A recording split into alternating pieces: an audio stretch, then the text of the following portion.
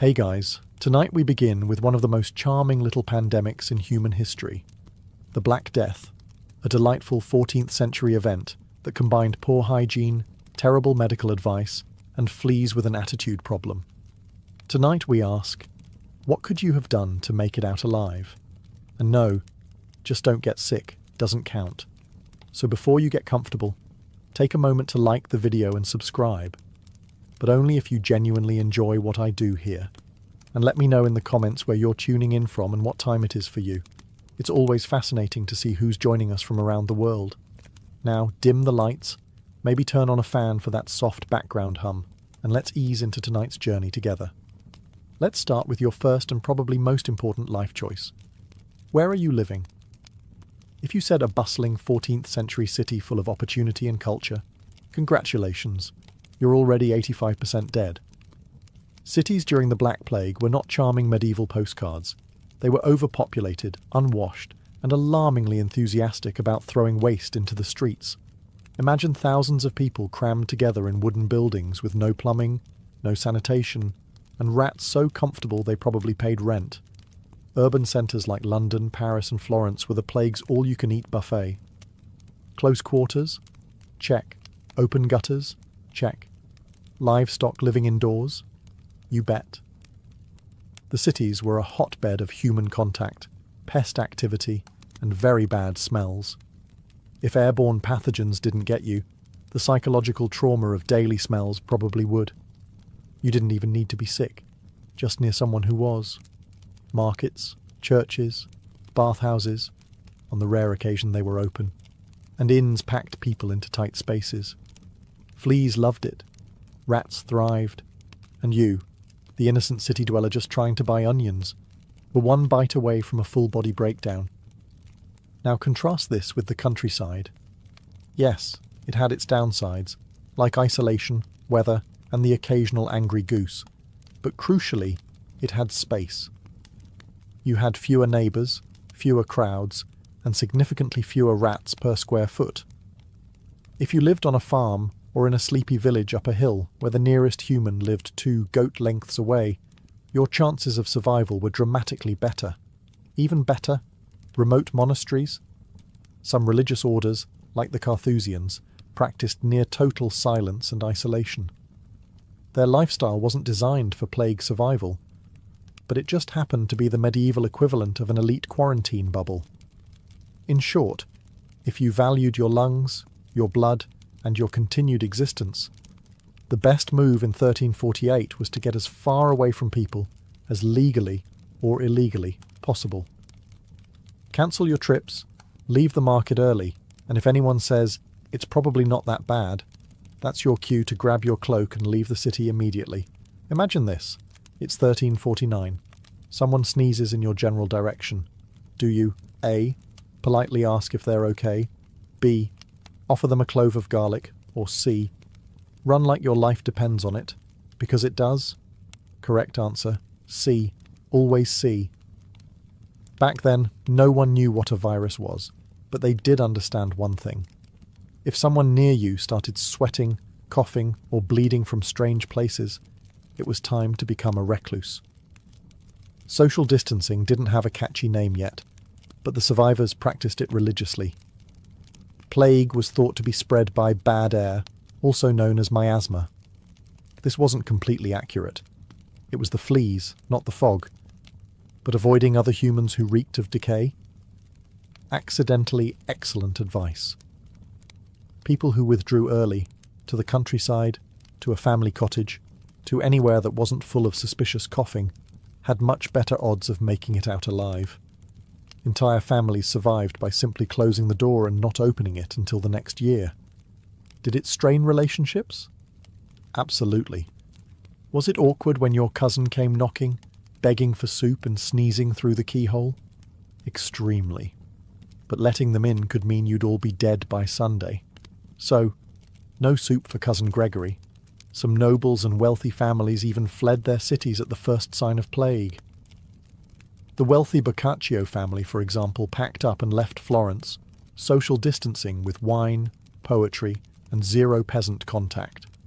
Smart. Meanwhile, the less fortunate learned to self-isolate through trial and error. Mostly error. Markets, festivals, weddings.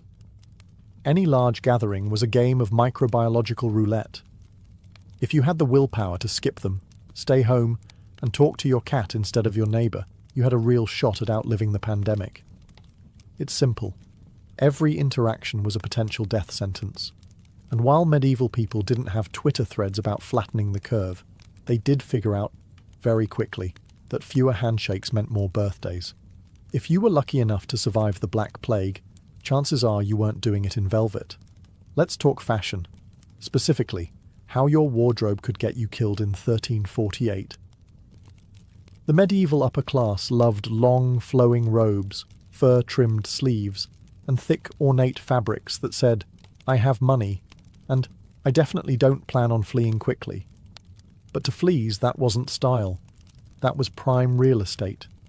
The plague wasn't picky. Rich or poor, if you had fabric and skin, you were fair game. But the richer you were, the more layers you wore, and the more space you gave fleas to move in, settle down, and start a small family. In this way, your fashion sense could function like a hotel chain for parasites. What did work? Simplicity. Survivors tended to wear shorter tunics, less fabric, tighter sleeves, and linen, the one fabric that fleas weren't writing love letters about. Bonus points if you washed your clothes more than once a season, which, yes, was considered excessive by medieval standards. Some communities went as far as burning entire wardrobes, thinking the disease clung to cloth. This wasn't entirely wrong. Fleas can survive for days without a host and happily hitch a ride on your favourite overcoat. That velvet cloak with the squirrel fur trim? It's not a flex if it's also carrying microscopic death. People also wore accessories, lots of them, but the beaded necklaces, perfumes and rosemary bundles weren't doing much to stop the plague. Unless you counted offending everyone's noses into keeping their distance, in which case, bravo. And if you're wondering about armour, no, it didn't help either. You couldn't sword fight the plague. Though dying in full plate because you refused to remove your gauntlets long enough to wash your hands would be very on brand for certain knights. If you were hoping to outlive the Black Plague, geography was more than just scenic. It could literally save your skin. Especially if that skin was far, far uphill. Medieval science had gaps. They didn't know what bacteria were, but they did notice patterns, like how people living on hills didn't drop dead quite as fast as those in swampy lowlands. Coincidence? Maybe. But if your neighbour's corpse just fell over the fence, you probably weren't sticking around to demand peer-reviewed studies. Elevation had a few sneaky advantages. First, rats, the little death chariots of the plague, hated climbing. Or rather, they hated staying at elevation, especially where food was scarce and temperatures dropped. The colder the hill, the less likely you were to host a flea festival. Second, wind. Higher ground meant better air circulation. And while bad air or miasma wasn't the direct cause of the plague, fleeing stagnant, putrid-smelling alleys for crisp hilltop breezes, that was a good call anyway. At the very least, it spared you the aroma of medieval city life, a blend of human waste, goat hair, and desperation. Hills also came with the luxury of fewer people. That's right, elevation plus isolation. A winning combo in any century. The plague couldn't spread if there was no one to catch it, and no one to breathe on you in line at the communal water barrel. Some monasteries and manors were already built on high ground, not for plague reasons, but because they liked the view and hated being invaded. But when the Black Death rolled through, those foundations suddenly felt visionary. You didn't need to be rich to head uphill. Even shepherds, goat herds, and that one guy who talked to birds had the right idea. Fresh air, no neighbours, and a steep walk deterring both the plague and surprise visits. And if someone from the valley came trudging up with a cough and a story about how they think it's just a cold, you had a valid excuse to roll a barrel downhill at them in self-defence. Let's start with the obvious. Medieval people were not famous for their love of soap, or water, or personal boundaries. By the 14th century, the Great Bathing Renaissance had hit a rough patch.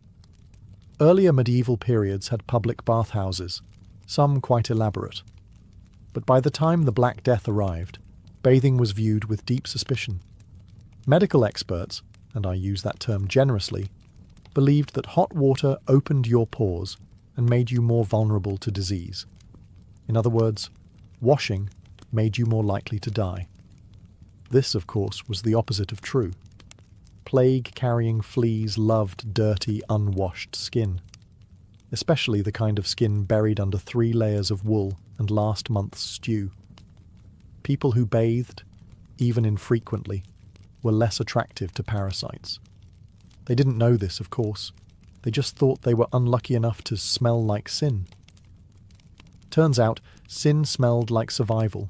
Soap existed, but it was either homemade, from ashes and animal fat, or absurdly expensive. Still, some survivors washed their hands and faces regularly, even if it was more superstition than science. Others bathed with herbs, vinegar, or wine, which was less effective but did make you smell like a salad someone prayed over. Clothes were another problem. Laundry was done maybe once a month, if you were rich, and typically involved beating your garments against a rock and hoping the lice took the hint. Those who took the time to boil their linens or change outfits weekly, not exactly clean by today's standards, but positively sterile by plague-era benchmarks. And let's not forget dental hygiene. Toothpaste didn't exist, but chewing mint leaves or rubbing salt on your teeth was a thing. Again, it didn't cure the plague, but it did make your deathbed conversations slightly more tolerable. So, could a bath save your life? Not directly, but it drastically reduced your chances of turning into a mobile flea banquet. Plus, it separated you from the crowd. Literally. People avoided you because you smelled weirdly clean. Ah, medieval doctors. Men of great confidence, questionable hygiene, and even worse theories. If you found yourself getting a bit plaguey in 1349 and decided, I'd better call a doctor, congratulations, you've just made your final mistake. To be fair, they were doing their best with what little they understood, which was nothing. The leading theory of the time was the 4 humours: blood, phlegm, yellow bile, and black bile. If you were sick, it meant your humours were out of balance. The solution? Drain something. Usually blood, occasionally dignity. So you'd show up coughing blood, and they'd respond by sticking leeches on you until you looked like a deflated wineskin. Or worse, they'd slice open a vein to let the bad out, which had the side effect of also letting you out. Then there were the plague doctors, dressed in their iconic bird-beaked masks stuffed with flowers, herbs, and spices. The beak wasn't a fashion statement. It was their primitive version of PPE. They thought good smells warded off bad air, which wasn't totally wrong. If you define working as keeping you too dizzy to notice the smell of rotting bodies. Their tools? Wooden sticks for poking at a safe distance, a cane for nudging you into a mass grave if things didn't go well, and a whole lot of sage burning. Treatment options were equally grim: rubbing onions on your armpits, drinking crushed emeralds, carrying a dead toad in a bag around your neck, sitting in smoke-filled rooms. In other words, if it sounded stupid, painful, or highly flammable, it was probably prescribed. Ironically, the people who fared best were often the ones who avoided medical attention altogether, like nuns, midwives, and herbalists, who stuck to basic hygiene, clean bandages, and staying calm. In the midst of the Black Plague, when cities turned into open-air morgues and doctors prescribed onions for everything short of decapitation, one group quietly outperformed everyone in the survival game: monks. But not just any monks. We're talking about the stay-at-home, vow of silence type. Think Carthusians, not travelling friars with pockets full of fleas. Why did monastic life offer such plague-proof potential? For starters, monasteries were often isolated, perched on hillsides or nestled in rural nowhere. They were designed for prayer and reflection, not traffic, festivals, or overcrowded inns with that one guy coughing into his soup. Then there were the rules. Monastic life wasn't a free-for-all. It came with structure, scheduled meals, strict sanitation, by medieval standards, and a suspicious lack of hand-holding. Shared utensils? Not likely. Hugging? Spiritually discouraged. Group bathhouse orgies? Absolutely not. They also had access to food and clean water, a huge bonus when much of the population was too sick to farm or boil a pot. Monasteries stored grain, grew their own herbs, and most importantly, didn't rely on urban markets swarming with rats and regret. Oh, and did we mention they were celibate? Which meant no late-night visits to plaguey tavern wenches. Just you, your thoughts, and the occasional Latin chant to keep you company. Now, not all monks made it out alive. Some, bless them, chose to act as caregivers. They ventured into cities to help the sick. Noble, yes, but statistically inadvisable. Travelling clergy had the worst of both worlds. Exposure to dying strangers and the inability to run away because it would have looked bad in the Bible. So, if you were going the monk route, your best bet was to join early, stay put, and say no to missions. Of course, you didn't have to be a monk to benefit from the monk lifestyle. You just needed to copy their habits, live in the middle of nowhere, grow your own food, limit contact within the Black Death economy. Certain jobs came with a special bonus, immediate exposure to everyone's germs. Let's start with messengers. Their job was to ride between towns carrying letters, proclamations, or ominous royal decrees no one wanted to hear. Great cardio, terrible survival odds. Every time a messenger dismounted and handed over a scroll, they were essentially swapping paper and plague with whoever had just sneezed on the last delivery. Then there were merchants, the Uber Eats of the 14th century, minus hygiene and customer satisfaction. Merchants travelled between cities, markets, and ports, bringing spices, cloth, and fleas from one contaminated location to the next. They were plague superspreaders, before superspreading had a name.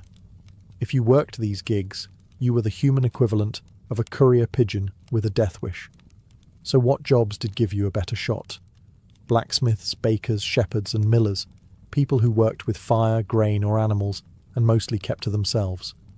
These folks didn't need to travel far. They didn't have to shake hands with strangers or enter plague-saturated cities for meetings that could have been parchment scrolls. Then there were grave diggers. Morbid, yes, but oddly secure. The job wasn't plague-proof, but they had better tools, like gloves, shovels, and the highly underrated strategy of not touching things with your face. Some even learned to recognize early plague signs and took great pride in not dying like everyone else around them. If you were really lucky, you could be a recluse, hermit, or mildly disliked goat herder. Solitary work was suddenly in vogue. Your antisocial behavior? Rebranded as wise pandemic planning. Even artisans like cobblers and weavers fared decently. They worked from home, took limited clients, and could pretend they were just booked when someone sketchy knocked on the door, coughing and asking for shoes. In 1349, the fewer errands you ran, the longer you lived. Let's get one thing straight. In Plague-era Europe, rats weren't just background noise. They were main characters, hairy, twitchy, plague chariot-riding villains in your everyday life. And they had one mission: get into your food, and leave you with a parting gift called Yersinia pestis. If you wanted to survive the Black Death, one of the smartest things you could do, besides running uphill and avoiding humans, was to elevate your pantry, literally. Grain bins on the floor? That's a rat rave waiting to happen. Open baskets of bread under your bed? Congratulations, you've opened a plague-themed buffet. Rats weren't picky eaters, and neither were their fleas. The moment rodents set up shop in your pantry, your odds of living past Lent dropped faster than your grain reserves. Now, some medieval households wised up. They stored food on high wooden shelves, in ceramic jars, or inside suspended boxes hanging from the ceiling like weird piñatas that no one was allowed to hit. These weren't fancy design choices. They were desperate attempts to keep the plague at tail's length. And then there were cats. the underappreciated MVPs of rodent control. The more felines you had prowling your kitchen, the better. Unfortunately, some places accused cats of being witches, familiars, and killed them, which, spoiler alert, made the rat problem much worse. It's hard to survive when you've just executed your only line of defense. Also, let's talk about your trash. Throwing scraps out the window wasn't just rude, it was rat bait. The same went for leaving compost heaps next to your house like some kind of rodent Airbnb. Smart survivors moved their waste far from their living quarters, preferably into someone else's yard. It's worth noting that rats didn't technically cause the plague, their fleas did. But fleas don't travel long distances on their own. When disaster strikes, people tend to respond in one of two ways: calmly seeking rational solutions, or joining a screaming, torch-wielding mob convinced it's all the neighbours' fault. Guess which one was more popular in 1348? The Black Death didn't just kill bodies, it shattered brains. And with no germ theory, microscopes, or decent leadership, folks were left to invent explanations. Many of them sounded like, "It must be them," followed by pitchforks, torches, and wildly misdirected violence. In some towns, mobs accused outsiders, Jews, foreigners, and basically anyone who looked like they hadn't sneezed recently. People believed wells were being poisoned, that the plague was punishment from God, that a local widow with too many cats had caused all this with her suspicious herbal teas. Spoiler, none of it helped. In fact, mob behaviour usually made things worse. You'd gather a large group of already paranoid people, shout over each other about how he coughed near my cow, and then storm the victim's home to... What? Solve the plague by burning it down? Smart. Real smart. Worse still, mobs brought people together, physically, huddled in sweaty crowds, yelling and swapping bacteria like they were trading Pokemon cards. You didn't just risk making a moral mistake, you also risked contracting the very disease you were trying to blame on someone else. The people who actually survived the Black Death were often the ones who kept a low profile. Not because they were cowards, but because they weren't interested in collective panic rituals. While the mob was busy dragging an astrologer out of town for reading stars, too confidently, survivors were boarding up their windows, boiling water, and quietly not dying. There's a lesson here. Panic spreads faster than plague, and angry crowds are rarely wise problem solvers. Unless you enjoy the smell of smoke, moral failure, and a guaranteed exposure to cough droplets, maybe don't grab the torch. Because in a pandemic, the only thing more contagious than disease is ignorance at scale. Ah, garlic, nature's breath mint, seasoning staple, and medieval body spray of choice. When the plague arrived, people didn't have vaccines, antibiotics, or even a firm grasp on what a germ was. What they did have was garlic, and they used it for everything, ate it raw, hung it over their doors, wore it around their necks like cloves of aromatic defiance. Was it scientifically effective? Let's be honest, not really. But in a world where your other options included bathing in vinegar, drinking molten gold, or letting someone drill a hole in your skull to release the bad air, garlic was relatively reasonable. Why garlic? For one, it smelled strong, and that was a big deal. The leading theory of disease at the time was miasma, or bad air. So if you could overpower the smell of rotting corpses and human waste with something aggressively herbal, people figured you were on the path to health. Garlic was the Axe body spray of 1348. But there's a twist. Garlic is a mild antibacterial and insect repellent. Modern science confirms that it does, in fact, have some antimicrobial properties. So while medieval folks didn't know what they were doing, they may have accidentally made themselves less appealing to fleas, the actual plague carriers. That said, don't give garlic too much credit. It wasn't a magical shield. You couldn't rub a clove on your forehead and walk through a corpse pile unscathed. Some people ate so much garlic they became socially unapproachable, which, ironically, did help with social distancing. Also, garlic didn't work if you were still doing everything else wrong. Wearing flea-riddled robes, visiting sick neighbours, drinking from shared cups at a crowded funeral feast. All the garlic in the world wouldn't save you. You'd just die extra seasoned. In the 14th century, the ability to smell something pleasant, like roses, wasn't just a charming sensory experience. It was basically a diagnostic tool. If your nose still worked, congratulations. You probably weren't dead yet. The logic was simple. The plague often hit hard and fast, bringing along symptoms like fever, vomiting, swelling, and, crucially, a sudden loss of the will to stand. One particularly disturbing sign was the onset of overwhelming stench, both from the sick person and the surrounding city. If you could smell flowers instead of rotting flesh, you were already ahead of the game. This is where the posy came in. People of means, or even just good instincts, carried little bouquets of herbs and flowers called pomanders or nosegays. These weren't romantic gestures. They were DIY gas masks made of lavender, mint, sage, and rose petals. You'd carry one in hand, stuff it in your sleeve, or just glue it to your face like a desperate Renaissance party favour. Was this effective? Technically, no. But symbolically, it worked wonders.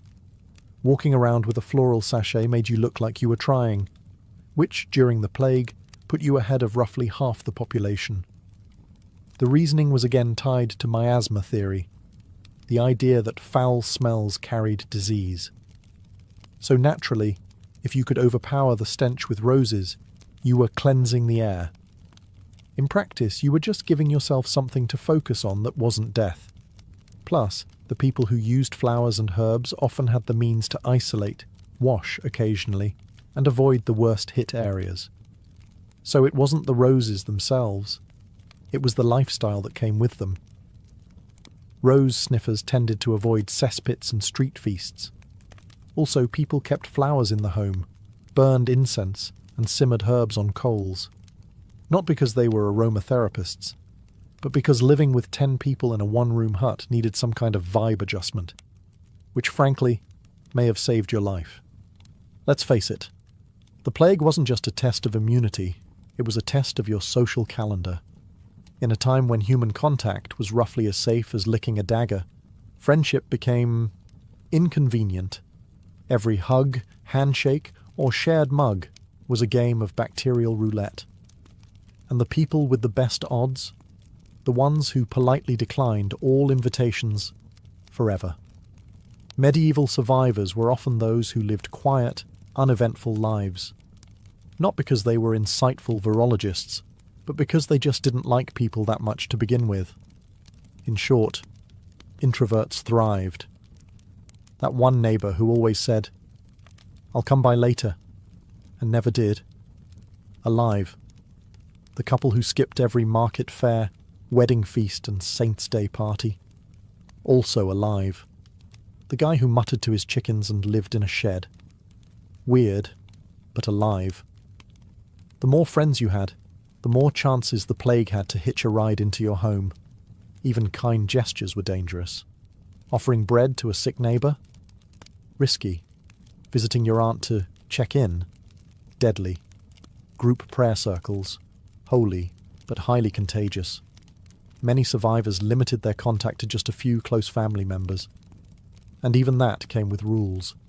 Eat separately, avoid suspicious coughing, and if necessary, build 2 houses and shout between windows. If someone sneezed, that was the medieval equivalent of being unfriended for life. It wasn't personal, it was survival math. Even monasteries and noble households practiced early forms of quarantine. If one person showed symptoms, they were sent to a different wing, or, if you were poor, just told to go lie in the barn and we'll see. Here's the part no one likes to admit. Sometimes, surviving the Black Death came down to dumb luck. Good choices helped, sure. Washing occasionally, avoiding festivals, not licking strangers. But even if you did everything right, a single flea with an attitude could ruin your whole life. That said, the odds really improved if you also happened to be extremely boring. Because excitement in the 14th century often involved people, movement, noise, and very bad decisions. It was the extroverts, the wanderers, The just popping into town crowd who tended to get invited to funerals they didn't realise were their own. Survivors, they leaned into monotony. The plague didn't care how charismatic you were. It didn't care about your ambitions, your side hustle, or your dream to open a tavern in Bruges. It cared if you were within biting range. So the guy who spent his days tending beets and muttering about the weather, immune? No. But invisible to danger?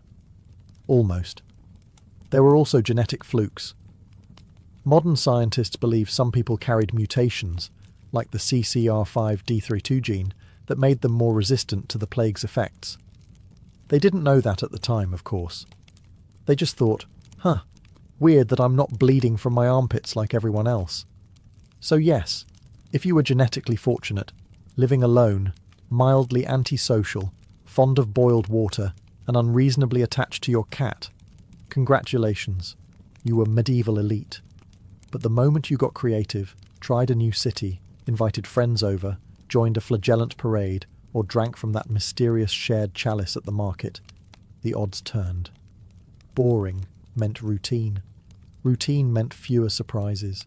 And fewer surprises meant fewer unexplained rashes and less spontaneous organ failure. If you made it through the coughing, the bleeding, the rotting streets, and the awkwardly aggressive garlic breath, congratulations. You've officially entered plague survivor territory. And now, you face your final task. Make sure someone knows you were here. Because surviving the Black Death wasn't just about avoiding death. It was about being remembered for it. Enter the scribes, the monks, the diary keepers, and the slightly traumatized villagers with a good memory and access to parchment. These were the real MVPs. Not only did they outlive everyone, they also had the energy to write about it. People like Giovanni Boccaccio, who gave us the Decameron, a book about wealthy Florentines hiding from the plague by telling stories in the countryside.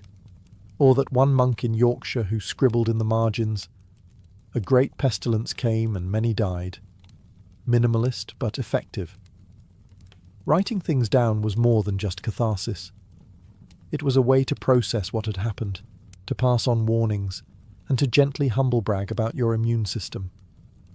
Survivors who recorded their stories shaped how future generations understood the plague. And in doing so, they turned not dying into a sort of legacy project. But here's the catch. You had to outlive the printing deadline. That meant staying cautious even after the worst had passed. Many let their guard down too soon. They celebrated, reunited, hosted extremely premature feasts, and then died in the second wave. So if you truly wanted to make it to the end and write your story, don't rush back to town. Don't hug anyone just because the bishop said the plague is probably over. Don't accept free ale from a man with visible boils. Instead, wait. Stay boring, keep your diary nearby, observe, and when it was safe, really safe, pick up a quill and record your tale. Maybe no one would read it, maybe it would moulder in a dusty chest. But maybe, just maybe, some future historian would stumble across it and say, this one knew what they were doing. Because surviving a pandemic is impressive, but surviving it with receipts, that's eternal. Long before psychiatry had a name, mental illness was seen not as a medical condition, but a divine message, or a curse. In ancient Mesopotamia, if someone experienced hallucinations, spoke incoherently, or acted erratically, the first assumption wasn't madness. It was possession. The Sumerians believed that evil spirits could enter the human body and take control. A disturbed mind meant that a demon had claimed the soul. The earliest recorded treatments were not based on logic or science. Instead, they combined ritual, prayer, and magic. Clay tablets from Assyria described detailed incantations designed to drive out the spiritual invader. Exorcists were more trusted than doctors. These weren't obscure fringe beliefs. They were mainstream diagnostics. In ancient Egypt, things weren't much different. The Ebers Papyrus, one of the oldest medical documents in existence, records both physiological and spiritual explanations for strange behaviours. If you wept without cause, forgot your own name, or withdrew from others, you might have a wandering womb or be cursed by a god. Treatment? Aromatherapy, ritual purification, and appeals to divine intervention. They believed that the heart was the seat of thought, not the brain. But the Greeks took things to another level. In Homeric epics, madness is often the work of gods. Ajax slaughtering sheep thinking they were his enemies? A direct result of divine interference. The concept of divine madness became so embedded in Greek culture that it was sometimes seen as a form of inspiration. Plato even argued that some forms of madness were gifts from the gods, leading to prophecy, artistic genius, or poetic insight. Poets weren't mad, they were chosen. Yet it wasn't all spiritual. Hippocrates, often considered the father of modern medicine, offered a more physical explanation. He blamed imbalances in the 4 bodily humours: blood, phlegm, black bile, and yellow bile. Melancholia, what we might now call depression, was an excess of black bile. His solutions? Diet, rest, and lifestyle changes. Not bad for a man born in 460 BCE. This duality, spiritual versus physical, would define how societies viewed mental illness for centuries. A person could be cursed or chemically imbalanced, a prophet or a lunatic. The line between healer and priest was razor thin. And depending on where you lived, the voices in your head could either earn you a temple or a burial. In medieval Europe, mental illness lost whatever grace it had under the Greeks. Gone were the philosophical debates about divine inspiration or humoral imbalance. Instead, the church stepped in, and with it came fire, brimstone, and fear. If you were hearing voices or seeing things that weren't there, the likely conclusion wasn't a humoral imbalance. It was sin, or worse, Satan himself. Madness was now framed through a religious lens. The mentally ill were often viewed as morally corrupt, spiritually weak, or possessed by demons. The devil was the prime suspect. A peasant woman wandering the streets in rags, muttering to herself, might be seen as a witch. A nobleman weeping for days without cause could be accused of harbouring unconfessed sin. Confession, flagellation, and prayer were considered viable treatments. Physicians deferred to priests. The institutions of the time didn't fare any better. There were few dedicated places for the mentally ill. Most were left to wander the countryside, survive in dungeons, or rot in overcrowded monasteries. In some towns, they were chained in public squares for their own safety, where locals could poke them with sticks or throw coins at them for amusement. Madness became entertainment. Then came Bethlehem Royal Hospital in London, better known as Bedlam. Founded in the 13th century, it was one of the first institutions to house the mentally disturbed. But house is putting it politely. Bedlam quickly devolved into a human zoo. Visitors would pay admission to gape at the lunatics, chained to walls, or howling behind barred windows. Treatments included cold water dunkings, bleeding, purging, and whipping. The theory was simple: drive the devil out by force. And yet, amidst the horror, some faint sparks of humanity appeared. Some monks offered kindness and shelter. Islamic physicians like Avicenna, operating far from the Inquisition's grip, still promoted humoral theory and gentle care. In Moorish Spain, hospitals treated the mentally ill with music therapy and fresh air. But in Christendom, mercy was rare and ignorance ruled. Madness was a word soaked in dread. You didn't get help. You got chained. You didn't find healing. You found exile. For most medieval sufferers, the world offered little more than a dungeon, a priest, and prayers that no one was listening to. The age of madness had begun, and it would take centuries before compassion caught up. The Renaissance is often romanticized as a period of rediscovery, of beauty, science, and human potential. But for those suffering from mental illness, the shift was more complicated than hopeful. As classical knowledge resurfaced, so too did older medical ideas, especially from Hippocrates and Galen. the church's grip loosened slightly, and for a moment, madness was allowed to have a body again, not just a soul. Physicians began to reframe mental illness through anatomy and imbalance rather than sin and demons.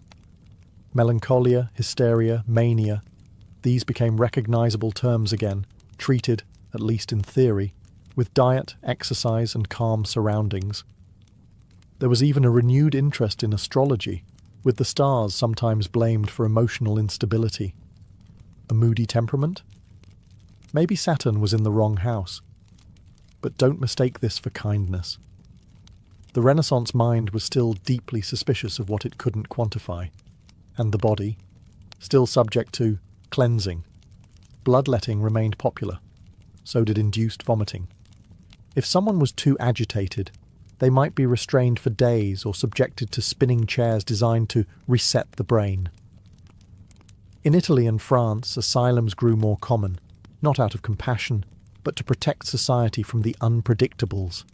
One notable voice stood out, Johann Weyer, a Dutch physician. In the mid-1500s, Weyer dared to claim that many so-called witches were simply mentally ill women in need of care, not execution. He wrote De Prestigiis Daemonum on the tricks of demons, arguing against the witch trials and defending the mad from the wrath of both church and mob. Unsurprisingly, the church was not thrilled. His books were banned, and his ideas largely ignored.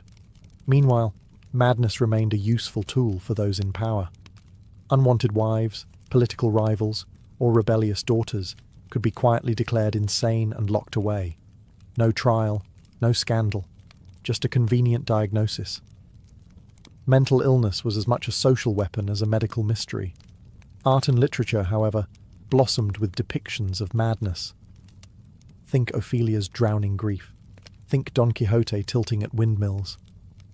The madman became a tragic, almost romantic figure, broken by the world, lost in illusion. But society still didn't know how to help them. The Renaissance reopened the body and reignited the mind, but the soul of psychiatric care still shackled. And the Age of Enlightenment was about to make that contradiction even sharper. The Enlightenment promised reason, progress, and the triumph of science over superstition. But when it came to mental illness, the results were mixed.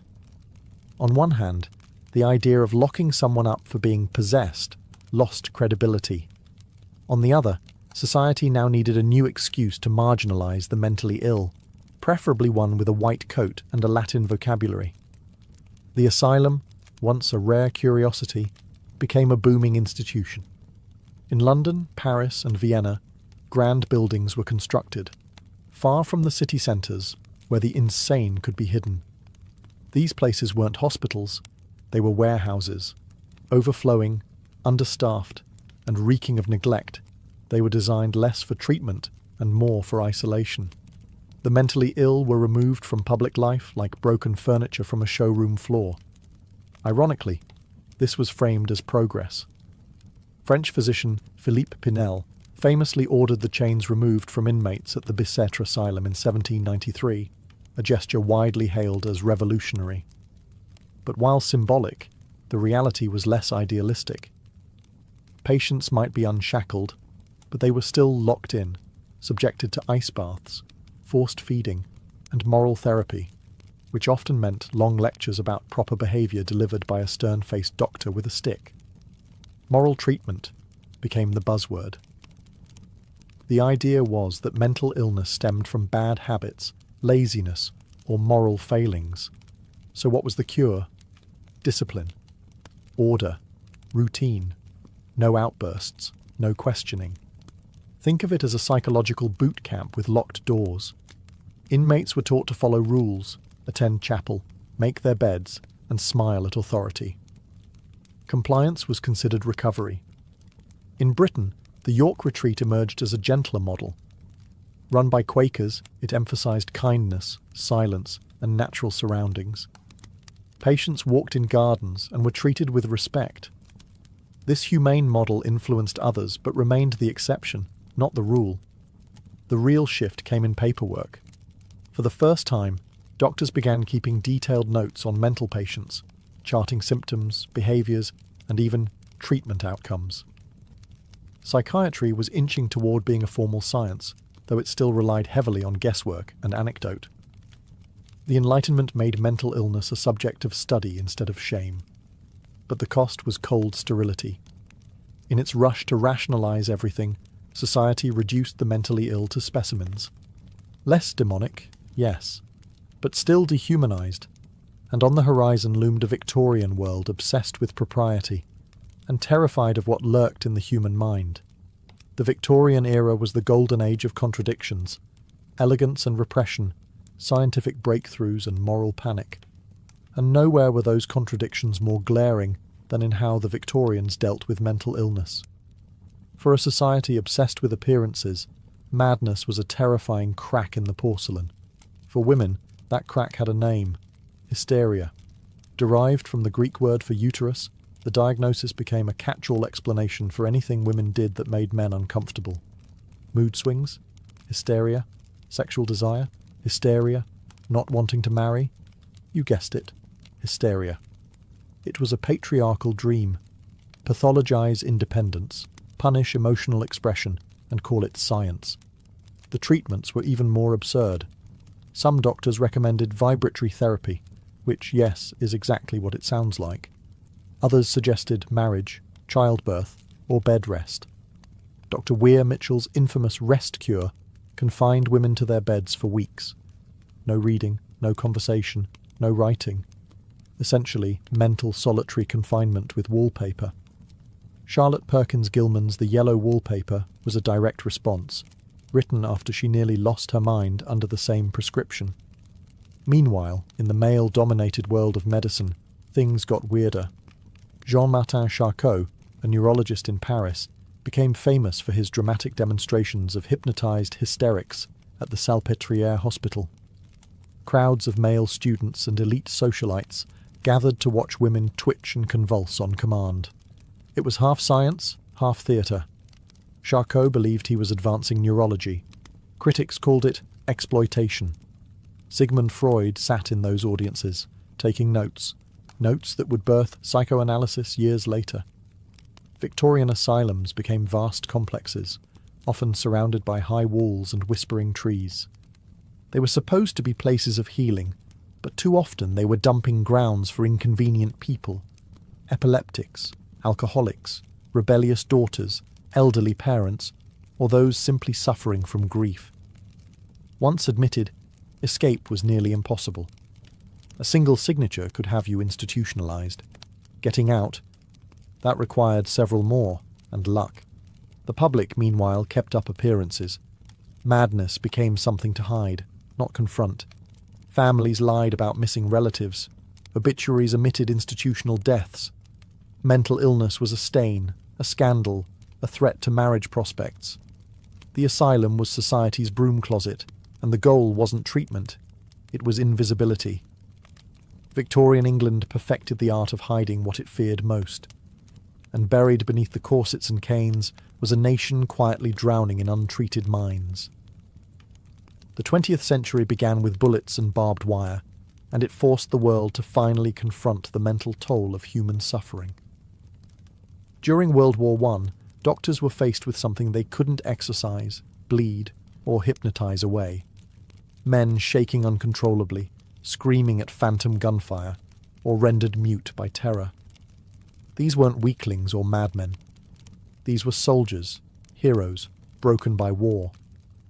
They called it shell shock. At first, the term was taken literally. Physicians assumed exploding artillery shells were damaging the brain with vibrations. But the real truth was harder to accept. The human mind had a limit. Trench warfare, with its ceaseless bombardment, death, and mud-choked claustrophobia, had broken it. Officers who once laughed at nervous complaints now faced entire battalions suffering from amnesia, tremors, and night terrors. Some men couldn't walk. Others forgot their names. A few simply stared into space for days, unreachable. And yet, many commanders treated it as cowardice. Some British soldiers were executed for desertion, men who had, in fact, been driven insane by trauma. But slowly, attitudes shifted. Doctors like Rivers at Craiglockhart War Hospital began experimenting with new treatments, talking, writing, and empathetic listening. Rivers famously treated poet Siegfried Sassoon, encouraging him to express his trauma through verse. This was a quiet revolution. For the first time, mental illness wasn't framed as sin or weakness. It was a wound.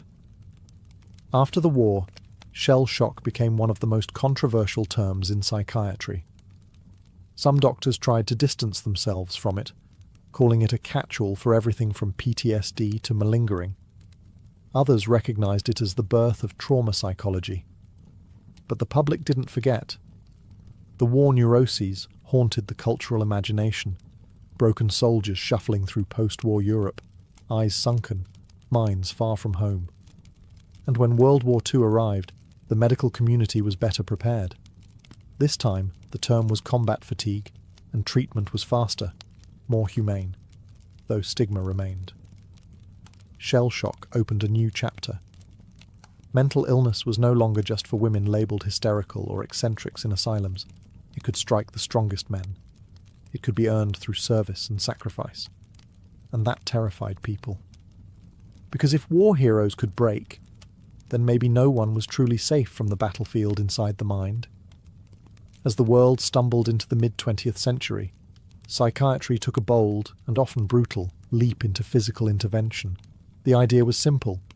If the mind was sick, perhaps the brain could be fixed directly. But fix is doing a lot of heavy lifting here. What followed was a wave of invasive procedures that promised miracles, but often delivered silence, obedience, or ruin. Enter the lobotomy.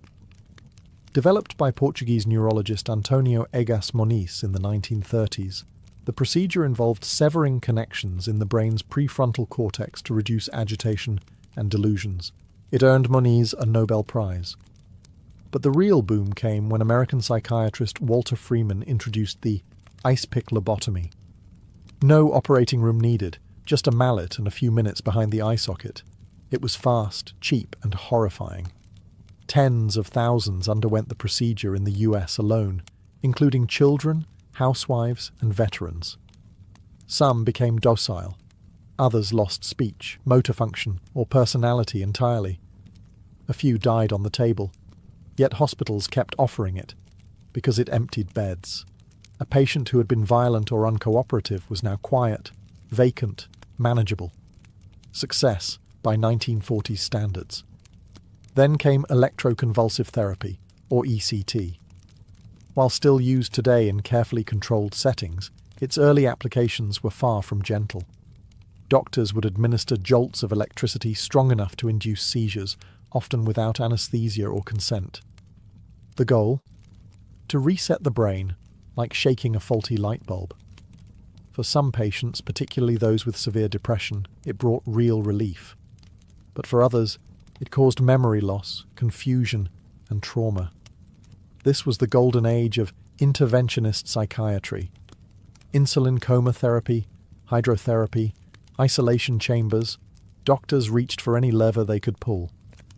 Mental illness was treated like a broken machine, and the tools were crude. Compassion took a back seat to control. And still, asylums swelled. With the rise of state-run psychiatric hospitals, millions were institutionalized. Some stayed for decades, forgotten by families and society. The average person feared these places. Stories of abuse, neglect, and restraint leaked into tabloids and horror films. The mentally ill became monsters in pop culture. Mad scientists, escaped killers, the unhinged. The intentions were scientific, the outcomes often tragic. And as the 1960s approached, a new idea began to grow. Maybe it wasn't the patients who needed fixing. Maybe it was the system itself. By the 1960s, the tide was turning. Public trust in asylums had eroded. Investigative journalists exposed filthy wards, over-medicated patients, and inhumane conditions in state hospitals. Families stopped believing the promise of restorative care, and legislators started asking uncomfortable questions. Was institutionalization actually helping anyone, or was it simply warehousing the unwanted? Enter the movement known as deinstitutionalization. Fueled by three major forces, new medications, civil rights advocacy, and cost-cutting governments, the idea was simple: close the big institutions and treat people in their communities instead. Antipsychotic drugs like Thorazine, introduced in the 1950s, made it possible to manage schizophrenia and other severe conditions outside the hospital. For the first time in centuries, the mentally ill could, at least in theory, live freely with pharmaceutical support. President John F. Kennedy, whose own sister Rosemary had been lobotomized into near silence, became a vocal advocate for mental health reform.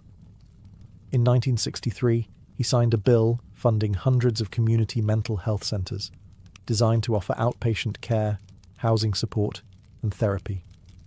The goal: independence, dignity, and reintegration. The closures began swiftly. Massive institutions that once held thousands were emptied within a decade. The image of the padded cell gave way to that of the neighborhood clinic. Patients were no longer confined, but encouraged to live in halfway houses, with social workers checking in. On paper, it was a humanitarian triumph. In practice, it was chaotic. Why? Because the infrastructure never fully materialized. Many of the community clinics were underfunded, understaffed, or never built at all. Patients released from long-term institutions found themselves on the streets with nowhere to go. Families weren't prepared. Law enforcement wasn't trained. Suddenly, the burden shifted from medical professionals to social services, jails, and shelters. Homelessness rates rose, so did incarceration. A significant portion of the prison population began showing signs of untreated mental illness. Deinstitutionalization wasn't entirely a failure, but it became a cautionary tale. Compassion without preparation isn't a solution. It's just displacement. Still, the movement changed everything. It forced society to admit that locking people away indefinitely was not humane care. It brought mental illness into the public square, into conversations, policies, and eventually media. It laid the groundwork for patient rights, ethical treatment, and a more holistic approach. But for many, especially the poor and marginalized, the promise of dignified care remained just that, a promise. Today, mental illness is no longer confined to asylums or dismissed as witchcraft, but that doesn't mean it's fully understood or even widely accepted. The 21st century has brought massive strides in neuroscience, psychology, and therapy, yet stigma clings like a shadow. For all our scientific vocabulary, we still flinch at words like bipolar, schizophrenic, or borderline. Thanks to brain imaging, we now know that conditions like depression and anxiety aren't just in your head in the dismissive sense. They involve real, measurable changes in brain chemistry, structure, and function. Genetic research has linked certain disorders to hereditary factors. Environmental trauma, childhood neglect, and even gut health are now recognized as contributors to mental instability. For the first time, we're beginning to see mental illness as a dynamic intersection of biology, psychology, and environment. But understanding doesn't always equal empathy. Social media has helped normalize conversations around mental health, especially among younger generations. Celebrities now talk openly about anxiety, therapy, and medication. Apps offer guided meditation, therapy sessions, and mood tracking. And yet, access to real treatment is still painfully unequal. Rural communities, low-income populations, and minorities often face insurmountable barriers to care. Meanwhile, the pharmaceutical industry, though crucial in many respects, has also been criticized for overprescription, especially of antidepressants and stimulants. Some patients feel treated as checkboxes on a diagnostic form, briefly seen, quickly medicated, and rarely heard. Therapy, once stigmatized, is now a billion-dollar industry, but it's still out of reach for many. And old ghosts linger. Homeless populations are still disproportionately composed of those with untreated mental illnesses.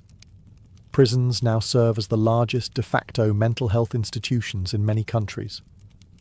Emergency rooms are flooded with psychiatric crises they aren't equipped to handle. It's deinstitutionalization without the promised safety net, again. Yet there are signs of hope. Trauma-informed care is gaining ground. Peer support programs are flourishing. Schools are beginning to integrate mental wellness into curriculums. Movements for neurodiversity challenge the notion of a single, correct mind. And therapy is no longer whispered, it's recommended. But the work is far from done. Mental illness may no longer be chained to a wall or cut from the brain, but many still suffer in silence, buried under cultural shame and systemic failure. History has shown us what not to do. The future will be defined by whether we finally start doing better. Bushido, meaning the way of the warrior, was not a law written by emperors or carved into stone. It lived in the hearts of the samurai, whispered through generations, inked in poetry, and sharpened into steel. It governed everything a warrior did, from how he fought, to how he lived, and, most importantly, how he died. Emerging during Japan's feudal era, Bushido evolved over centuries, drawing from a mixture of Shinto reverence, Buddhist calm, and Confucian discipline. It demanded 7 core virtues: loyalty, courage, benevolence, respect, honesty, honor, and rectitude. These weren't vague ideals, they were lived obligations. A samurai who violated one could expect social exile, or a far more gruesome end. Loyalty wasn't negotiable. A samurai swore unwavering allegiance to his daimyo, his feudal lord. Betrayal wasn't seen as political treason, it was spiritual pollution. Even in defeat, a loyal retainer might choose death over dishonor. The concept of giri, an unrepayable sense of duty, bound him tighter than any contract. And death? That was never the enemy. The ideal samurai embraced it daily, preparing his soul for the moment when duty would demand the ultimate price. If he failed his master, displayed cowardice, or brought shame to his name, there was one way to reclaim dignity: seppuku. With stoic calm, he would plunge a blade into his abdomen and slice sideways, spilling both pain and guilt onto the tatami mat. A second, called the kaishakunin, would stand behind him, ready to deliver a clean beheading and spare him prolonged agony. To Westerners, this might sound horrific, but to the samurai, it was beautiful, a final poem written in blood. Bushido didn't die with the swords. Even after Japan modernized and the samurai class was dissolved, echoes of Bushido lingered. It shaped the ethos of Japanese military officers during World War II and still lives on today in martial arts, business culture, and national pride. What makes Bushido extraordinary isn't just its severity. It's that it demanded honor, not just in victory, but in restraint, humility, and even in death. The sword was sacred, but it was never the point. A true warrior, under Bushido, didn't just master combat, he mastered himself. And when the final moment came, he met death not with fear, but with dignity. In the frostbitten lands of Scandinavia, the Viking warrior code was carved in fire and blood. It had no formal scripture, no single name like Bushido, but it was etched into their sagas, their graves, and their gods. At its core was a stark belief: death comes for everyone, so die well. Viking honor revolved around bravery, loyalty, and reputation. The Norse didn't seek peaceful deaths in their beds. They sought battle. To fall with a weapon in hand was the dream, not the tragedy. Why? Because of Valhalla. In Viking cosmology, warriors who died courageously were chosen by the Valkyries, Odin's shield maidens, to ascend to Valhalla, a warrior's paradise where they would feast, fight, and prepare for Ragnarok, the final battle of the gods. But if you died a coward, your soul was cast into hell, a dreary underworld of shame. This belief shaped how Vikings lived. Raiding, pillaging, and conquest weren't just acts of survival, they were rites of glory. Cowardice wasn't just embarrassing, it was spiritually damning. To flee a battle was to stain your lineage. Even their funerals reflected this ethos. Warriors were buried with weapons, shields, even sacrificed horses or slaves, everything needed for the afterlife's endless war games. Loyalty to one's jarl or king was another pillar. Viking warriors known as herdmen formed tight-knit bands bound by oaths. Betrayal of the group was unthinkable. But that didn't mean blind obedience. Vikings valued personal honour as much as loyalty. If a leader lost face or made cowardly decisions, his men could challenge or even abandon him. Strength commanded loyalty. Weakness lost it. And vengeance? That was a virtue. If your kin was wronged or your honour insulted, you were expected to respond, with steel. Feuds could last generations, spilling over into blood debts and cycles of retribution. It wasn't cruelty, it was balance. The sagas are filled with heroes who refused compensation or peace until justice was served blade to blade. Even in old age, many Vikings feared a quiet death more than pain. Some sought out danger in their final years, hoping to die in a glorious skirmish rather than waste away in bed. Anything was better than being forgotten, because for the Vikings, death was not the end. It was an audition for eternity, and only the brave made the cut. To be a Roman soldier was not simply to fight, it was to embody virtues, a word that blended virtue, valour, manliness and civic duty into a single, brutal code of conduct. A Roman warrior wasn't just a killer. He was a disciplined extension of the Republic, or the Emperor's will, a walking symbol of order in a chaotic world. The ideal Roman warrior didn't crave individual glory. He earned honour by obeying orders, enduring pain, and never flinching in the face of death. Cowardice was unthinkable. A legionnaire who fled battle wasn't just punished, he was erased from respectability. In some cases, entire units were subjected to decimation, a horrific form of discipline where 1 in every 10 men was executed by their comrades to restore obedience. The Roman warrior code was built on structure. Training was constant, relentless, and grueling. Discipline was more important than strength. A soldier who broke ranks even in victory could face lashes or execution. Glory belonged to Rome, not the man.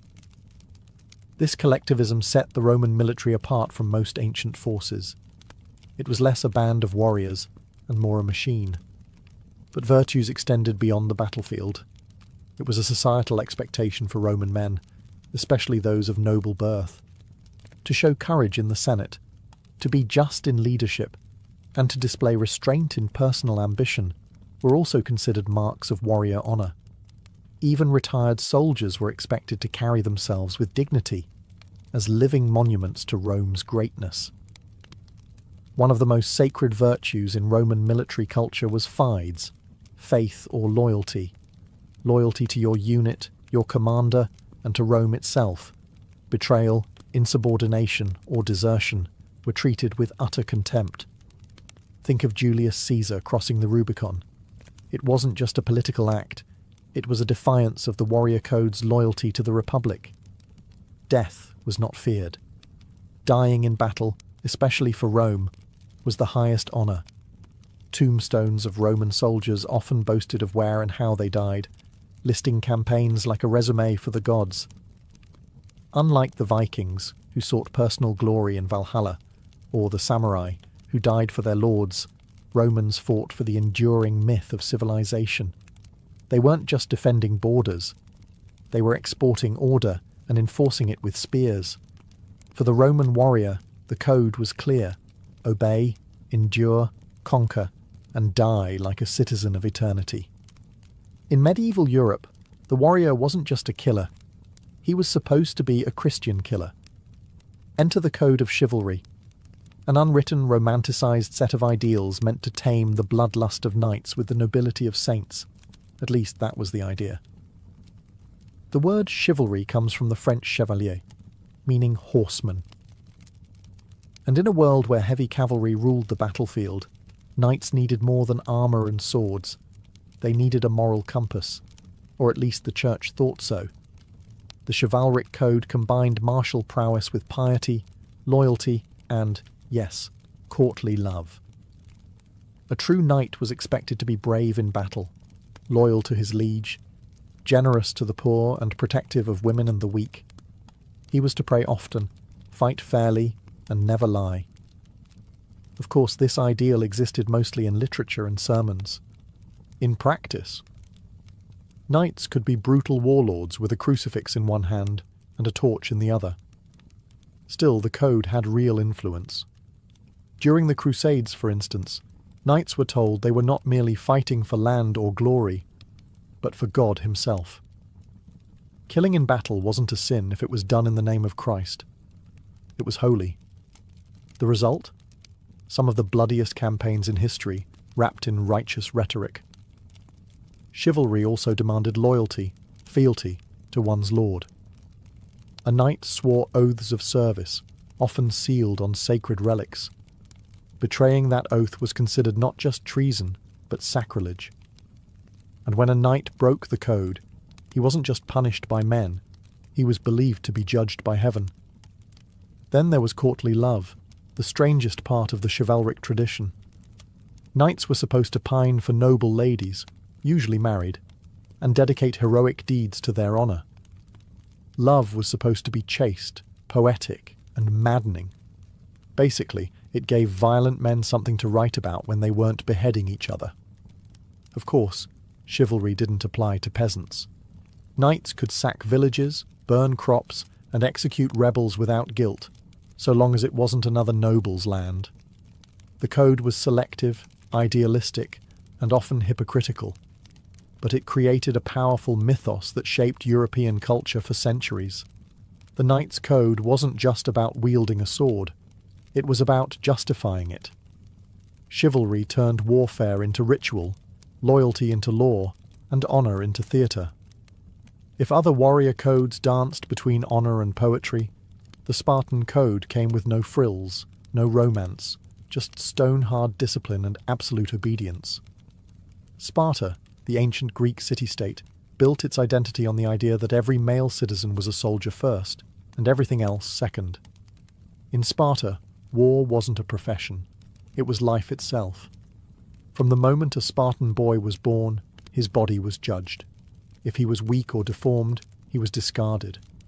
If he passed inspection, he was handed over to the Agog, a state-run military training program that raised boys into lethal instruments of war. There was no room for softness, no room for doubt.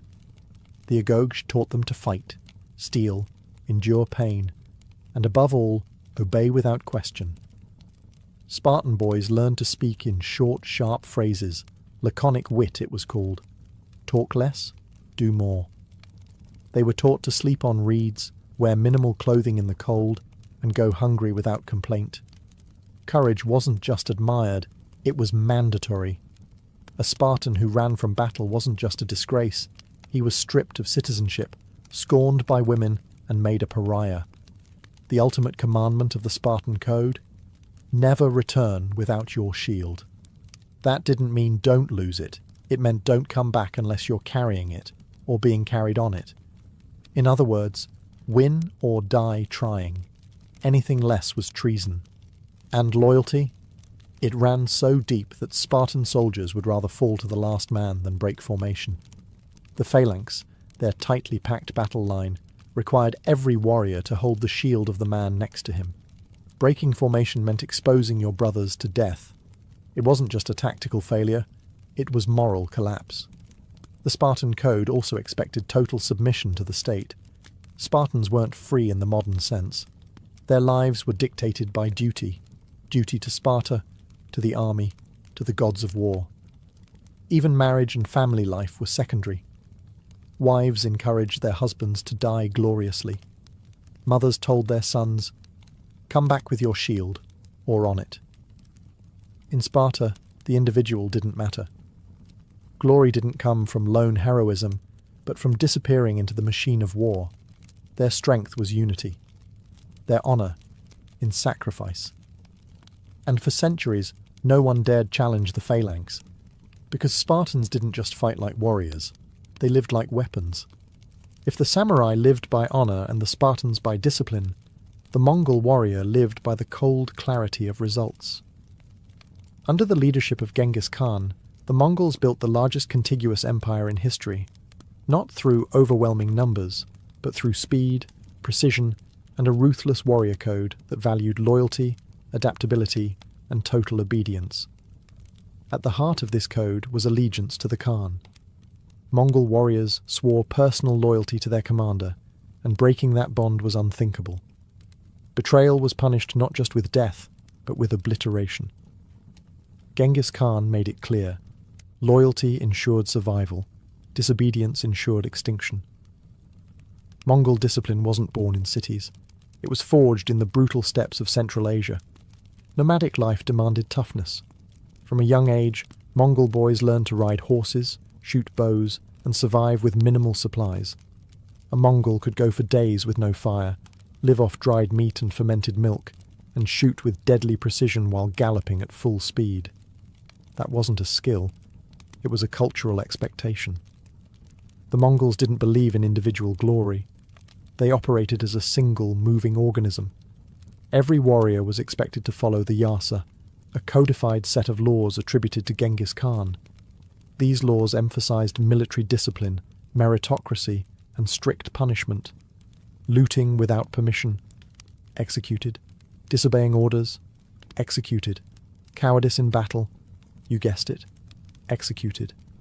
But they weren't mindless brutes. The Mongol code emphasized strategy over chaos. They mastered psychological warfare, often pretending to retreat, only to ambush pursuing enemies. They spared cities that surrendered and annihilated those that resisted, sending a brutal message to others. Merit also played a key role. Unlike many medieval systems where birth mattered most, Mongol officers were promoted based on skill and loyalty, not noble bloodlines. If a peasant proved himself on the battlefield, he could rise through the ranks. In this way, the Mongol code was shockingly progressive for its time, rewarding competence over class. Perhaps the most terrifying part of their ethos? Detachment. Mongol warriors viewed war not as a moral conflict, but as an inevitability. Death wasn't personal. It was a tool.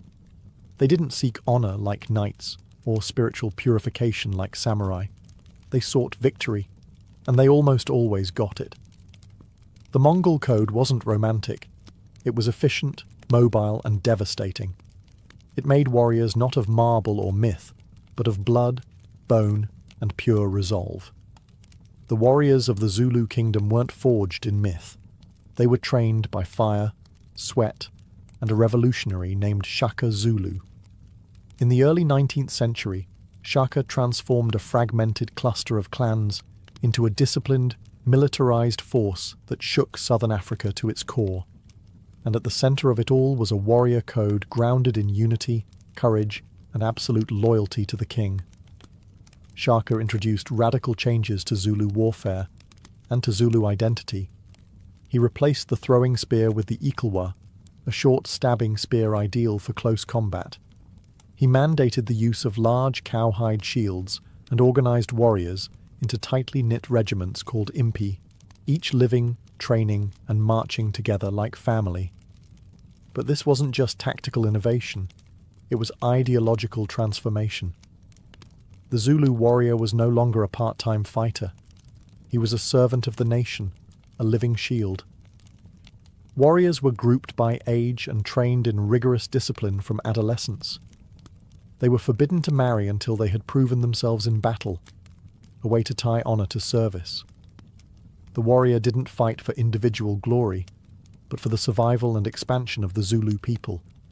Their bond was sacred, their formation unbreakable. Cowardice was not an option. To turn your back on the enemy or break ranks during a charge was a stain worse than death. Those who fled were executed publicly. Those who stood firm were celebrated, often with promotions, cattle, and prestige. Bravery was the currency of masculinity, and warriors were expected to give everything, including their lives, without hesitation. Loyalty to the king was absolute. Shaka ruled with charisma and terror, and his warriors revered him like a deity. Disobedience was met with swift, often fatal punishment. but in return, the king cared for his impis, offering food, protection, and recognition. Zulu warfare emphasized not just strength, but psychology. Shaka's famous buffalo horn formation, with a chest, horns, and loins, allowed his forces to envelop enemies with terrifying precision. Every warrior had a place, and every death was part of a larger purpose. The Zulu warrior code turned a tribal society into a military state, and ordinary men into legends. They didn't fight for conquest alone. They fought as one body, one heartbeat, one shield. And when the spears rose, even empires learned to tremble. Among the deserts and canyons of the American Southwest, the Apache warrior carved a legacy not through empires or grand armies, but through resilience, stealth, and a code of survival that defied conquest. For the Apache, warfare wasn't just a duty. It was a daily act of existence in a land that was as harsh as it was sacred. Unlike centralized warrior cultures, the Apache didn't organize around kings or empires. Their code wasn't written in law or dictated by generals. It was taught through oral tradition, lived experience, and necessity. In a world surrounded by hostile tribes, expanding settlers, and US military campaigns, Apache warriors developed a combat philosophy built on mobility, precision, and endurance. At the heart of the Apache code was self-discipline. Boys were trained from an early age to endure pain, hunger, thirst, and silence. Running long distances barefoot, bathing in icy rivers, and fasting were all rites of passage. A true warrior needed more than a strong arm. He needed an iron will. He had to read the land like a book, track enemies by broken twigs, and vanish into cliffs without a sound. Silence was considered a virtue. Boasting was frowned upon. Actions spoke louder than words, and warriors who performed bravely in battle often received no outward reward, only the quiet respect of the tribe. Stealth and cunning were prized as much as bravery. The Apache didn't see ambushes or hit-and-run tactics as dishonorable. They saw them as smart. Loyalty to one's band and family was sacred. The Apache didn't fight for conquest. They fought for protection. Warriors were defenders of the homeland, guardians of the community. Retaliation for raids, broken treaties, or slain kin was not only expected, it was demanded. Yet vengeance was always measured. Recklessness had no place in their code, and when it came to resistance, few cultures endured more pressure. Leaders like Geronimo became symbols of unbroken defiance, leading guerrilla campaigns against overwhelming odds. Even when captured, exiled, or imprisoned, many Apache warriors refused to surrender spiritually. Their code had no room for submission. To the outside world, the Apache were often seen as savages, but within their culture, the warrior was a keeper of balance, calm in voice, sharp in eye, deadly in motion. They weren't chasing glory. They were keeping the world intact, one silent step at a time. In the heart of 17th century India, amid the clash of empires and the oppression of faiths, arose a warrior brotherhood unlike any other, the Khalsa, the Saint Soldiers of Sikhism.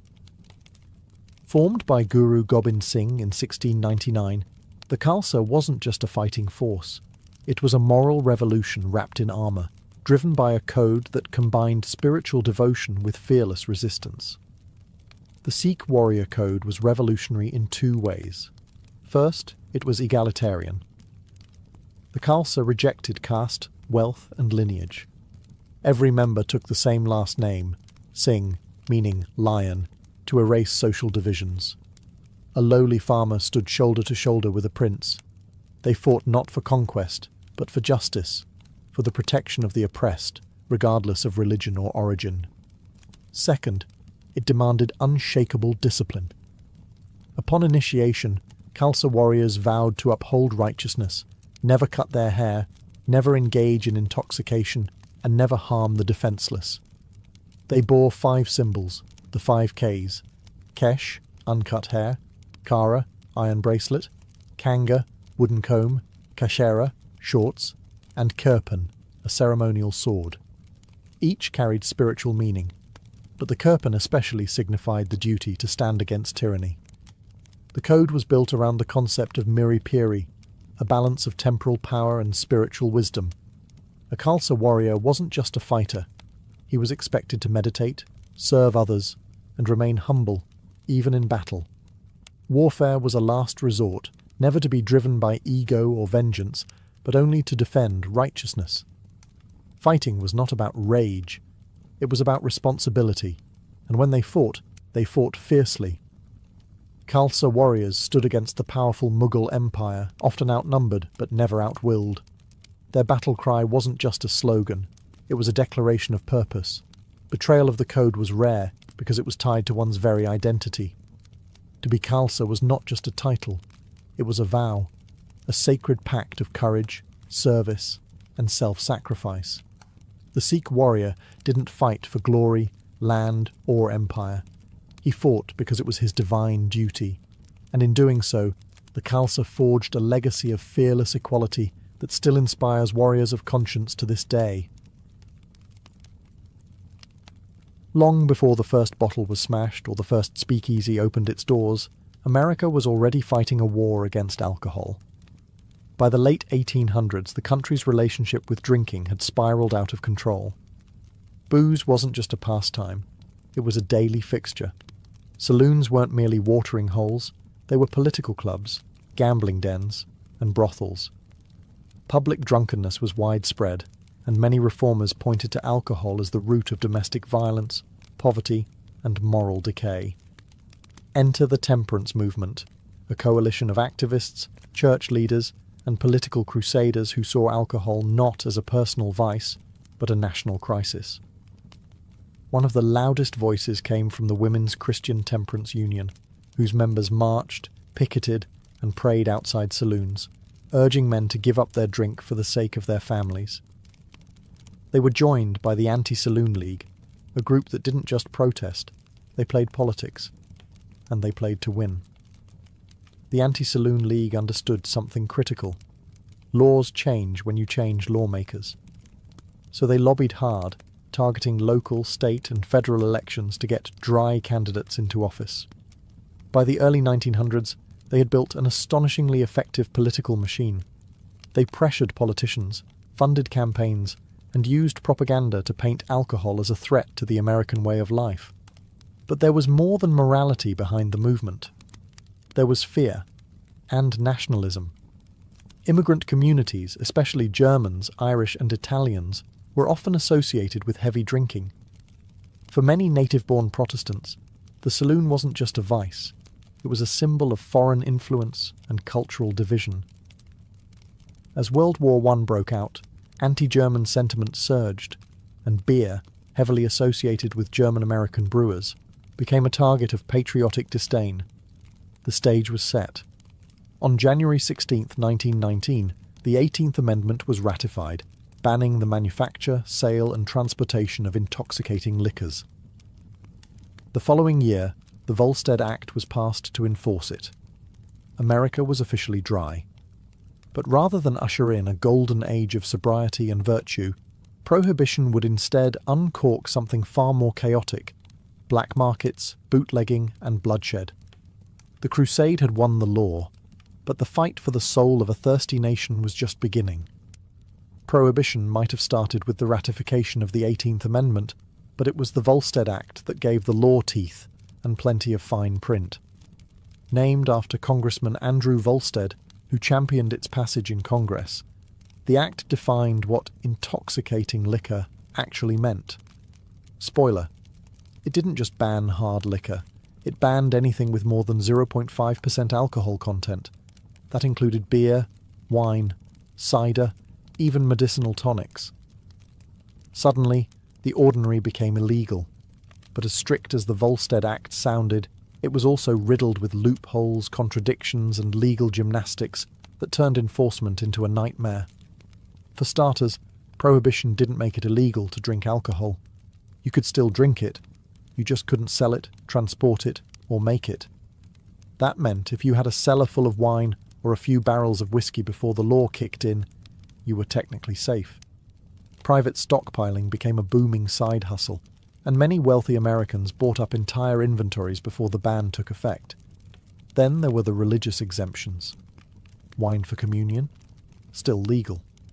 Suddenly, churches, some real, some hastily fabricated, saw their memberships skyrocket. Clergy found themselves in the unusual position of acting as both spiritual leaders and alcohol distributors. One priest joked that his congregation had grown miraculously overnight. Medical loopholes were even more absurd. Doctors could prescribe alcohol for medicinal purposes, and pharmacies could legally dispense it. That led to an explosion of shady prescriptions and booming business for chains like Walgreens, which grew from 20 stores to over 500 during Prohibition. Bourbon for a cough? Brandy for your nerves? Step right up. Meanwhile, enforcement fell to the newly formed Prohibition Bureau, a severely underfunded and often corrupt agency that couldn't keep up. Many agents were either bribed, intimidated, or simply overwhelmed. Raids were inconsistent, penalties often lenient, and bootleggers were always a step ahead. The Volstead Act, in theory, was supposed to engineer a sober society through strict control. In practice, it created a tangled mess of grey zones, selective enforcement, and fertile ground for a booming underground economy. As the Volstead Act took effect and legal alcohol vanished from shelves, something else began to flourish in the shadows: the speakeasy. These illicit bars and nightclubs sprang up in basements, back rooms, and behind sliding walls in cities across America. The term speakeasy came from patrons being told to speak easy about their location, because if the wrong person overheard, the party might end in a police raid. But those raids? Rarely successful. Speakeasies weren't just hiding, they were protected. By the mid-1920s, there were tens of thousands of speakeasies in New York alone. Many operated in plain sight, bribing local officials and cops to look the other way. A raid might occur for show, but behind the scenes, cash changed hands, and doors reopened within hours. Inside, the scene was electric. Jazz bands played wild improvisations. Women in flapper dresses drank alongside men in tuxedos. For the first time, social mixing was part of the drinking culture. Speakeasies broke barriers between classes, between races, between genders. In many urban speakeasies, white patrons danced to black music, and women smoked, drank, and flirted openly. It was rebellious, glamorous, and intoxicating in every sense. But the booze? It was often questionable at best and deadly at worst. With legal distilleries shut down, bootleggers began manufacturing alcohol in hidden labs and bathtubs. This bathtub gin was often crude, unregulated, and spiked with dangerous chemicals to stretch supply. Blindness and poisoning were not uncommon. Still, the demand was so high, people were willing to take the risk. Speakeasies were more than bars. They were symbols of defiance. They represented the failure of Prohibition to stamp out America's love affair with alcohol. The harder the government tried to enforce the ban, the more the public found creative ways around it. Hidden compartments, secret passwords, false storefronts. Prohibition turned ordinary citizens into everyday outlaws. In the process, nightlife transformed. Jazz culture exploded. Fashion changed. Even slang evolved, with terms like juice joint, giggle water, and bootleg becoming part of everyday speech. The speakeasy wasn't just a workaround. It was a cultural revolution in disguise. Prohibition had aimed to make America sober and righteous. Instead, it made the country sneakier, bolder, and infinitely more rebellious. As Prohibition pushed alcohol underground, organized crime stepped into the spotlight, armed, ambitious, and eager to supply what the government had banned. With booze illegal and demand skyrocketing, a black market economy was born, and at its heart were the gangsters who turned alcohol into a billion-dollar business. Nowhere was this transformation more visible than in Chicago, where Al Capone became the face of the Prohibition underworld. Capone wasn't just a thug. He was a businessman, a strategist, and a public figure who provided jobs, ran soup kitchens, and bribed the police with pocket change. But behind the public image was a ruthless enforcer who ruled through violence, fear, and corruption. Capone's empire trafficked in thousands of gallons of illegal liquor, moving it through secret warehouses, armed convoys, and crooked speakeasies. He had entire neighborhoods under his thumb. Judges, mayors, even law enforcement. And he wasn't alone. Across the country, cities like New York, Detroit, and Kansas City saw the rise of bootleg kings, Irish mobs, Sicilian mafias, and Jewish crime syndicates, all using prohibition as their golden ticket. These criminal networks didn't just move alcohol, they professionalized crime. They created systems, hierarchies, and rules. Turf wars were common, and blood spilled often. One of the most infamous events was the St. Valentine's Day Massacre of 1929, where 7 members of a rival gang were lined up and gunned down in broad daylight, allegedly on Capone's orders. The message was clear. This wasn't small-time street violence. This was organized warfare. Ironically, the more the federal government cracked down, the more sophisticated the criminals became. Smugglers used fast boats on the coasts and cars modified with hidden compartments inland. Some even built tunnels under the US-Canada border to ferry in whiskey from Montreal. Others had insiders at distilleries still legally producing medical or industrial alcohol, which was then repurposed into bootleg spirits. Public sentiment began to shift. People questioned a law that seemed to breed more crime than it prevented. What began as a moral crusade was now enabling the rise of criminal empires more powerful and violent than anything the country had ever seen.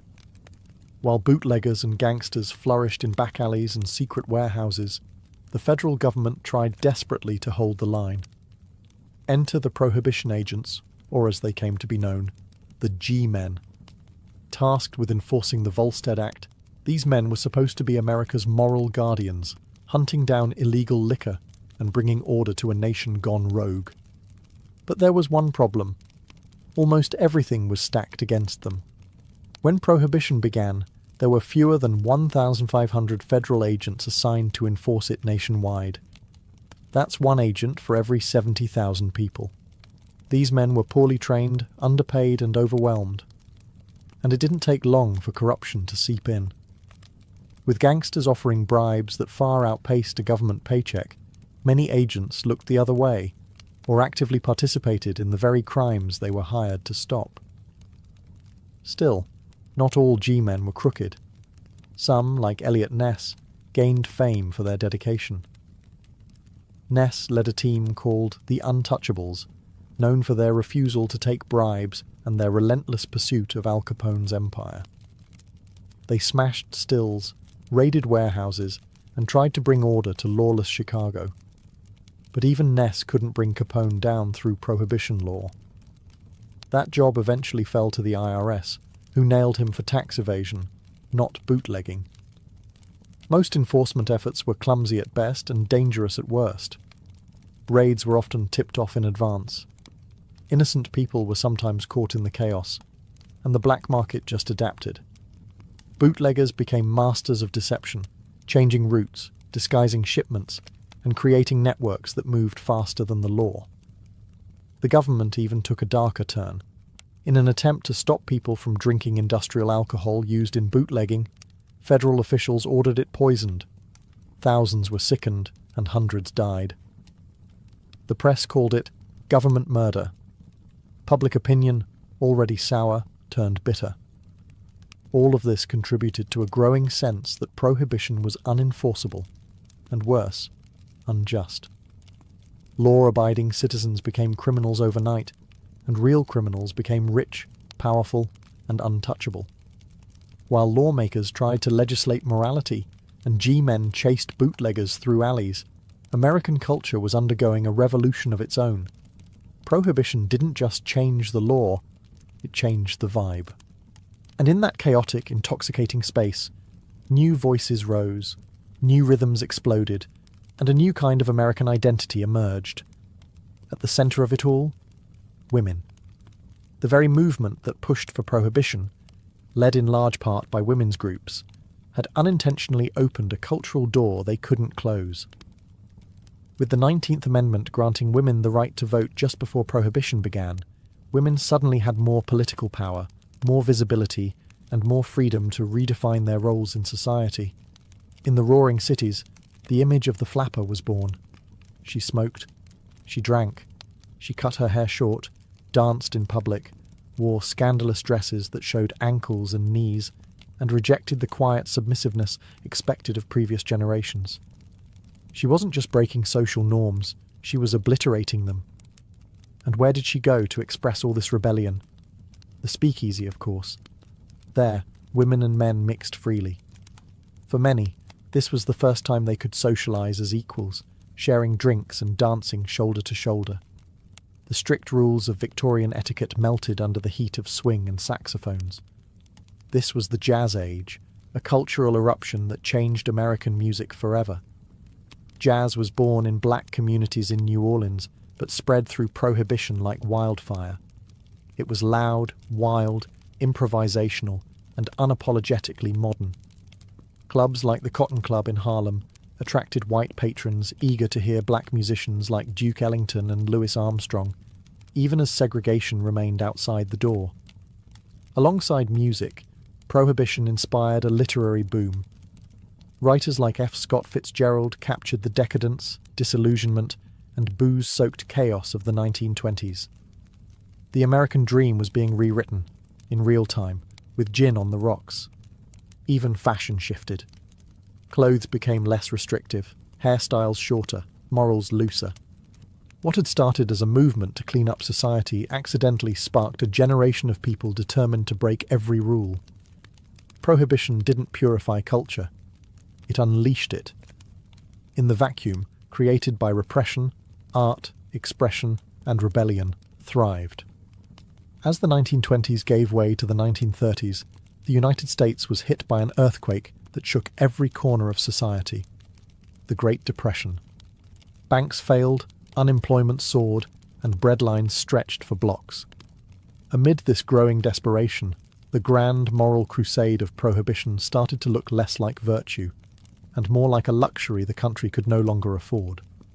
Suddenly, the idea of banning alcohol wasn't just inconvenient. It was economically devastating. Legalizing alcohol again meant potential jobs, tax revenue, and economic relief. Before Prohibition, alcohol taxes accounted for up to 30% of federal income. Now, the government was broke, and so were the people. Repeal started to make more sense than ever, not just to the public, but to politicians. President Herbert Hoover, who called Prohibition a noble experiment, found himself increasingly out of step with the national mood. By the time Franklin D. Roosevelt campaigned for the presidency in 1932, he openly supported repeal as part of his New Deal platform. His victory was a turning point, not just politically, but culturally. Americans were ready to drink legally again. The final blow came with the ratification of the 21st Amendment in December 1933, which officially repealed the 18th. For the first time in US history, a constitutional amendment was erased by another. Champagne corks popped from coast to coast. Bars reopened. Breweries retooled. A great sigh of relief swept the nation, not just because alcohol was legal again, but because a long national contradiction had finally ended. But the damage was already done. The black market that Prohibition created didn't disappear overnight. Organised crime had grown too strong, too rich, and too embedded in urban power structures to simply walk away. Gangsters who once ran bootlegging operations moved into gambling, prostitution, and drug trafficking. The federal government had created a monster, and killing it would take decades. Culturally, the era left scars and legends. Speakeasies, jazz, flappers, and gangsters became part of the American mythos. Prohibition had failed in its mission to sober the nation, but it succeeded in reshaping it entirely. Even after the cork was popped on Prohibition's official end in 1933, its legacy didn't just evaporate. The social, political, and criminal consequences of the era stuck around, and in many ways still echo through American life today. The most obvious impact? Organised crime didn't go away. It adapted. The bootlegging empires built during Prohibition gave rise to modern mafia syndicates. The smuggling routes, bribery systems, and networks of corruption had grown so sophisticated that criminal organizations simply shifted gears into narcotics, gambling, extortion, and labor racketeering. The violence didn't disappear either. Prohibition had given crime families power, and they weren't giving it back. The era also transformed American law enforcement. The failure to control alcohol exposed how weak and fragmented the federal government's policing power truly was. In response, the FBI expanded, surveillance techniques were refined, and law enforcement became more centralized and professionalized. The modern American war on crime was born from the ashes of a failed war on liquor. On the political front, Prohibition revealed the dangers of legislating morality on a national scale. What started as a movement to uplift the moral character of the country turned into an exercise in hypocrisy and rebellion. Voters, especially in urban areas, learned that laws disconnected from public behavior are doomed. The experience left many Americans skeptical of future moral crusades and wary of politicians promising purity through policy. Then there was the cultural shift. Prohibition inadvertently sparked a broader distrust of government overreach. People resented being told how to live, drink, and socialize. The resentment would resurface in later decades, from anti-smoking campaigns to debates about drug legalization. The ghost of the Volstead Act haunts American culture every time there's a clash between law and lifestyle. Even the alcohol industry had to rebuild itself from the ground up. In the decades following repeal, regulations were introduced to control advertising, drinking ages, and distribution. To this day, liquor laws in the US vary wildly from state to state, a messy legacy of the fractured Prohibition years. But perhaps the most enduring consequence was psychological. Prohibition taught Americans that banning something doesn't make it disappear, it just pushes it underground.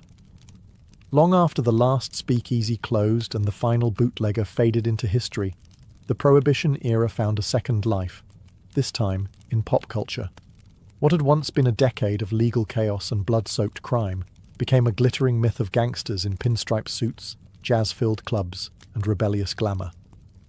Prohibition didn't just leave behind laws, it left behind legends.